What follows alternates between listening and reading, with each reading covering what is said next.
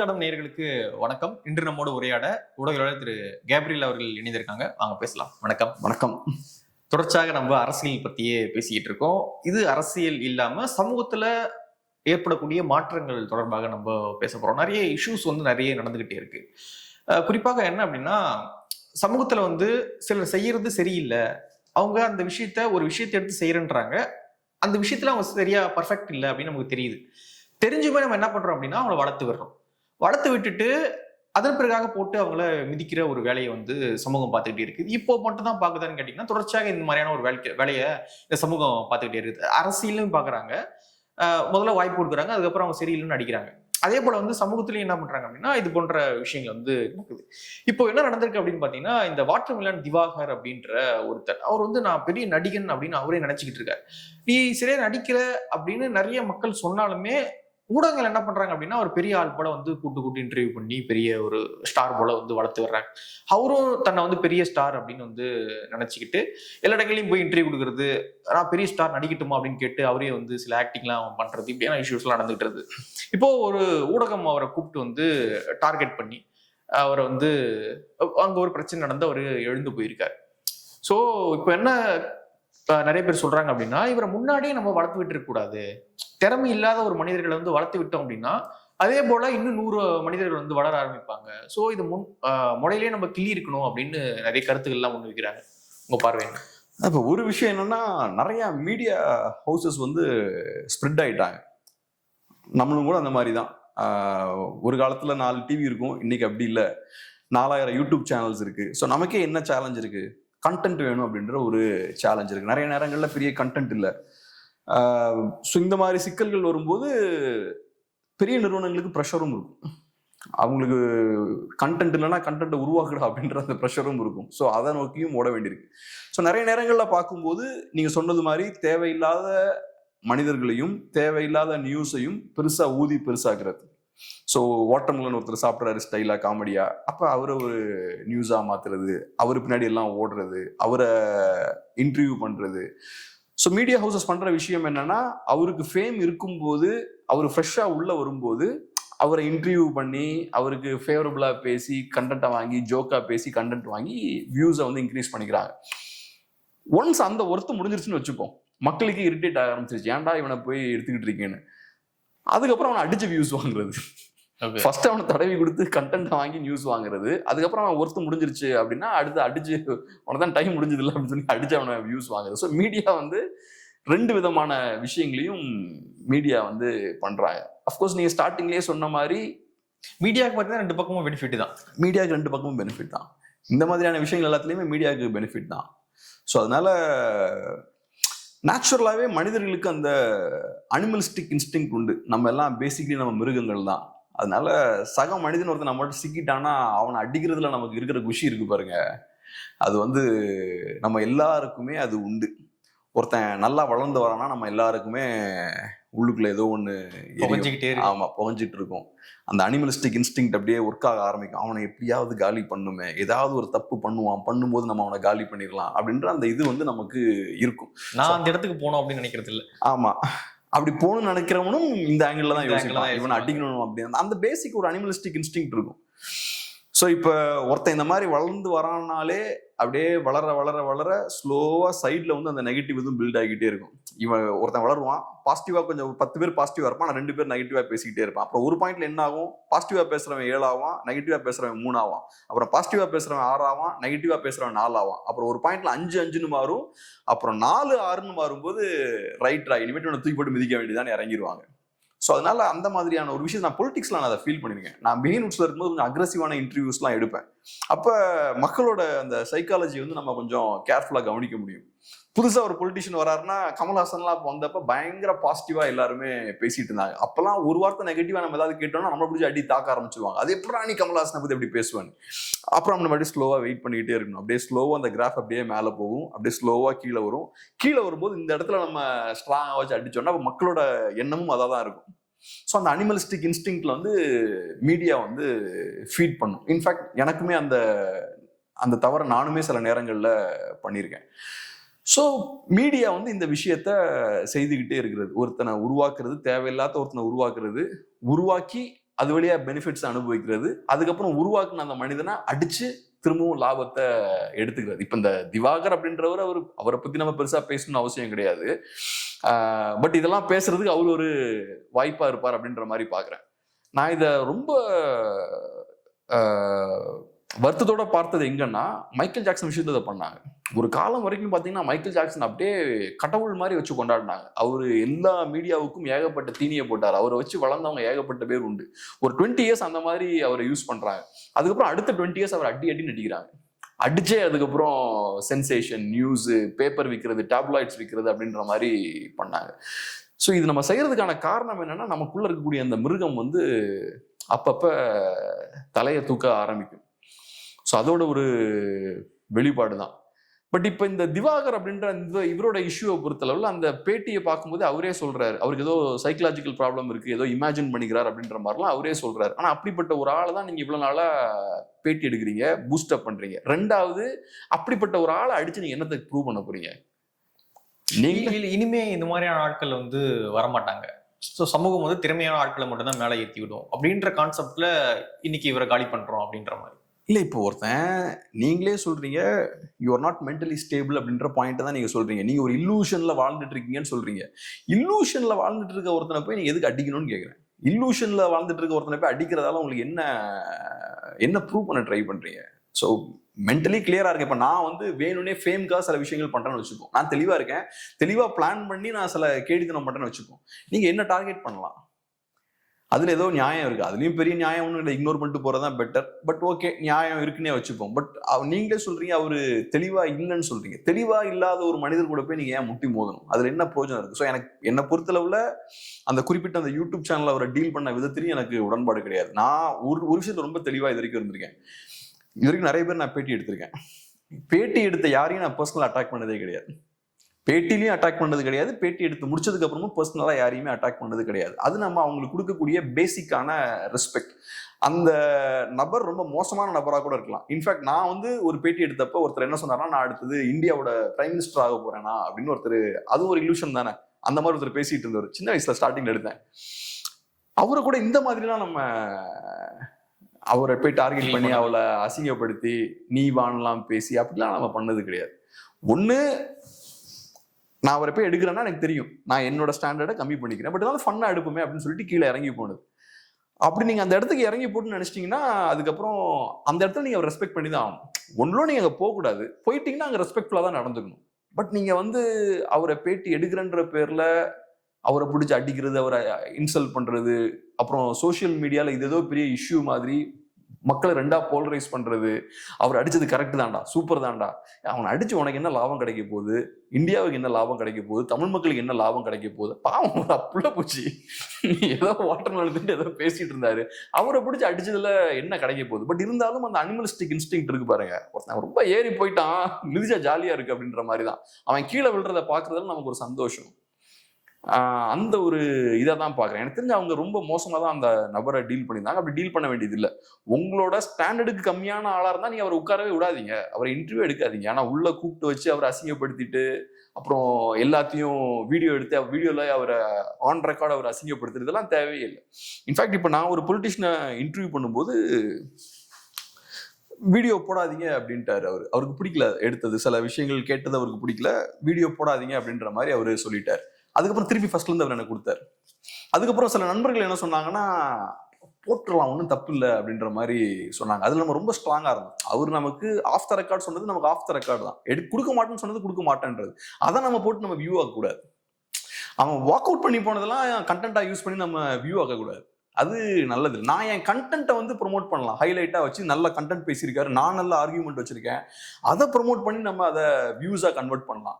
ஆனா அவன் walk out பண்ணி போனதை நான் ஒரு கண்டென்ட்டா மாத்துறேன்னா அது கரெக்டா இருக்காது. என்கிட்ட கண்டென்ட் இல்லைன்னு அர்த்தம். இப்ப நானுமே அதை பார்த்துருந்தேன். என்ன அப்படின்னா, எனக்கும் சில மாற்று கருத்துக்கள் உண்டு, இவர் பண்றதுல சில மாற்று கருத்துக்கள் உண்டு. ஆனா இவர் சமூகத்துக்கு ஏற்படுத்துற தீங்கை விட, நான் பர்டிகுலரா இந்த மீடியான்னு சொல்லல, ஸோ இது போன்ற மீடியாக்கள் சமூகத்துக்கு ஏற்படுத்துற தீங்கு தான் அதிகம் நான் நினைக்கிறேன்.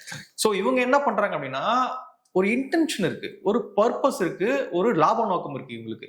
ஸோ அதனால என்ன பண்றாங்க அப்படின்னா, ஒருத்தவங்க இறந்துட்டாங்கன்னா ஒரு 2 நாள் அங்க இருக்கு அப்படின்னா பாடி 2 நாளுமே அதை வந்து மக்கள்கிட்ட நீங்க கொண்டு போறீங்க. ஸோ என்ன அப்படின்னா உங்களுக்கு இன்னும் சில அஜெண்டாஸ் இருக்கு. ஸோ நேத்து அதே சேனல் இன்னும் சில சேனல் வந்து இதே திவாகரை கூப்பிட்டு காசு சம்பாரிச்சிங்க, இன்னைக்கு அவர் அடிச்சு சம்பாதிக்கிறீங்க. ஸோ உங்க நோக்கம் கரெக்டா தான் இருக்கு. ஸோ அதனால நான் என்னுடைய பார்வை என்ன அப்படின்னா, திவாகர் போன்ற ஆட்கள் இங்க இன்ஃபுளுயன்ஸ் பண்ணி சமூகம் வந்து சீரழியதை விட இது போன்ற மீடியாக்களால தான் சமூகம் வந்து இன்னும் சீக்கிரமாக சீரழியும் அப்படின்னு நினைக்கிறேன். கரெக்ட். நீங்க அவரை வளர்த்துடும் போதும் மக்களோட டைமை வேஸ்ட் பண்றீங்க, அவர் அடிச்சு காலி பண்ணும் போதும் மக்களோட டைமை வேஸ்ட் பண்றீங்க. ஸோ ரெண்டு இடத்துலயுமே மக்கள் எல்லாம் இங்க இழக்கிறாங்க. அஃப்கோர்ஸ் மீடியா கம்பெனிஸ்க்கு இதுல ப்ராஃபிட் தான். நான் மீடியான்னு அவங்க எல்லாம் சொல்ல விரும்பல, ஜென்ரலா மீடியான்னு சொல்றேன். அந்த ஜென்ரலா மீடியான்னு சொல்லும்போது அதுல நம்மளுமே அடக்கும். அதுல ரெண்டாவது இப்ப இதுலயே என்னன்னா, இந்த ஒரு டைகர்லாம் பாத்தீங்கன்னா அப்படியே அந்த ப்ரே வந்து அப்படியே ஸ்லோவா அப்படியே ஃபாலோ பண்ணும். அந்த மானுக்கு தெரியாது டைகர் ஒன்று நம்மளை அப்படி பின்னாடி ஸ்லோவா ஃபாலோ பண்ணி வாட்ச் பண்ணிக்கிட்டே வருது அப்படின்ற மாதிரி. அந்த மாதிரி தானே நீங்க அவரை பிடிச்சி அமுக்குறீங்க, ஃபோன் பண்ணி கேட்குறீங்க அவர்கிட்ட, சார் திவாகர் சார் நல்லா இருக்கீங்களா, எங்களுக்கு பேட்டி கொடுப்பீங்களா? உடனே அவர் என்னம்மா என்ன மாதிரி பேசுறோம், இப்படி பேசுவோம், சரி சரி சரி நான் வரேன், கண்டிப்பா சார் நம்ம நல்லா பண்ணிடலாம் சார் அப்படின்னு சொல்லி கூப்பிடுறீங்க. ஆனா கூப்பிட்டதுக்கு அப்புறம் நீங்க என்ன பண்றீங்க, அந்த ரூம்குள்ள லாக் பண்ணதுக்கு அப்புறம் உங்களோட ப்ரே வந்து லாக் ஆகிற இடத்துல வந்து அந்த கரெக்டா அந்த இனிமே நம்ம சேஃபா விளையாடலாம் அந்த மான் உள்ள வந்து சிக்கினதுக்கு அப்புறம் பாஞ்சு கொதறது. திவாகர் அப்படின்றவர் வந்து ஒரு புள்ள பூச்சிங்க. நான் எனக்கு தெரிஞ்சு வந்து நீங்க இவ்வளவு அசிங்கப்படுத்தின பிறகு அவர் என்ன பண்ண போறாரு? ஒண்ணும் பண்ண மாட்டார், கேஸ் கூட உங்களுக்கு மேல கொடுக்க மாட்டாரு. எக்ஸ்ட்ரீம் போனா தானே பண்ண முடியும். எனக்கு தெரிஞ்சு அவருக்கு all publicity is good publicity தான் நினைக்கிறேன் அவரை பொறுத்தளவுல. அதுதான் பண்ண போறாரு. சோ நீங்க என்ன பண்ணிருக்க அப்படின்னா, சமூகத்துல உங்க பெரிய மீடியா உங்ககிட்ட இருக்கு. அப்படி இருக்கும்பொழுது சமூகத்துல அரசியல்வாதிகளால பெரிய சீர்கேடானது இங்க ஏற்படுது. ஒரு அரசியல்வாதி கூப்பிட்டு இந்த மாதிரி நீங்க வாக் அவுட் பண்ணி அனுப்ப முடியுமா?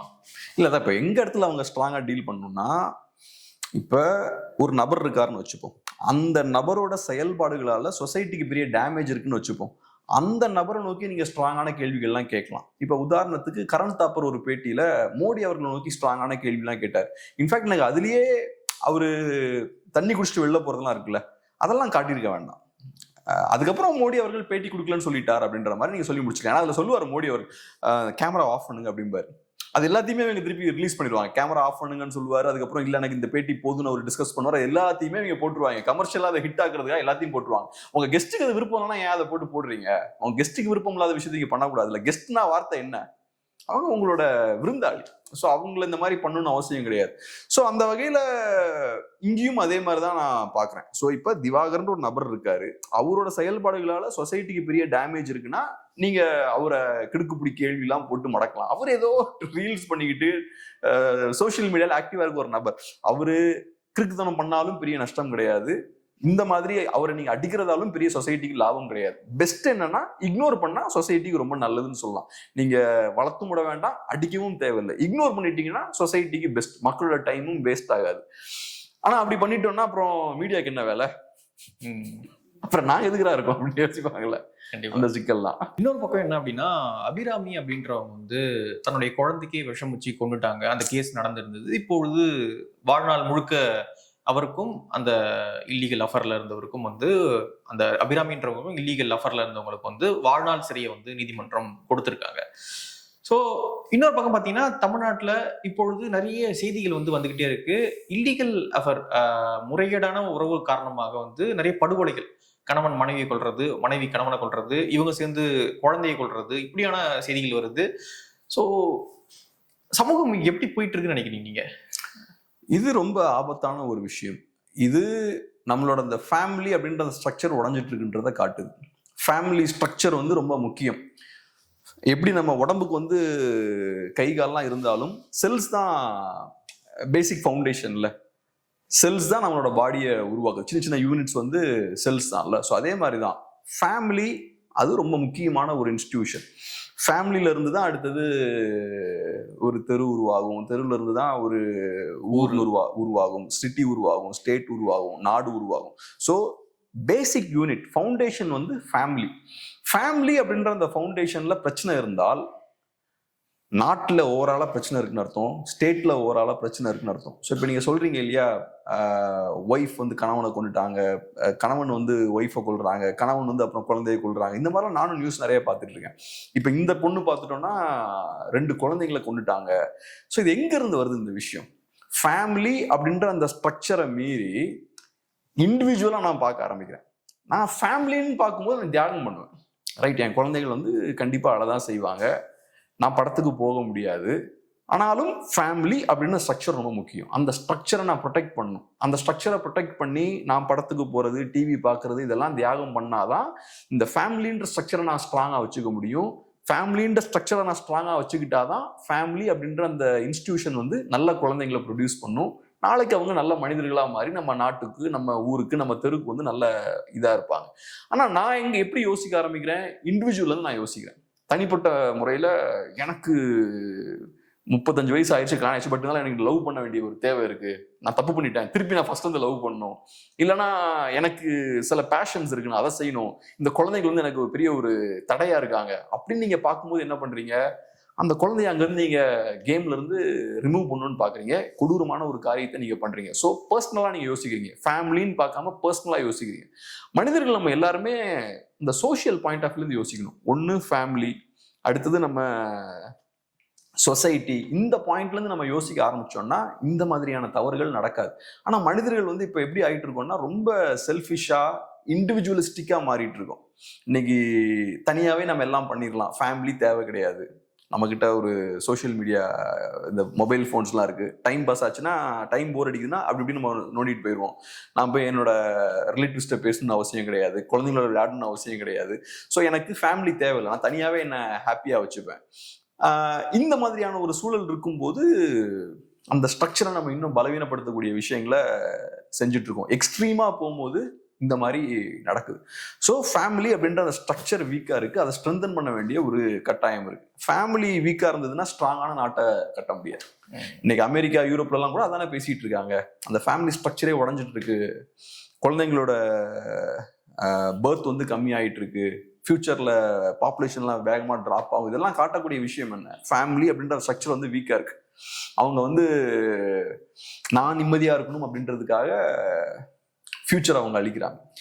இந்த ஃபேமிலி ஸ்ட்ரக்சருக்குள்ள ஒரு வன்முறையும் அடங்கியிருக்கு இல்லையா?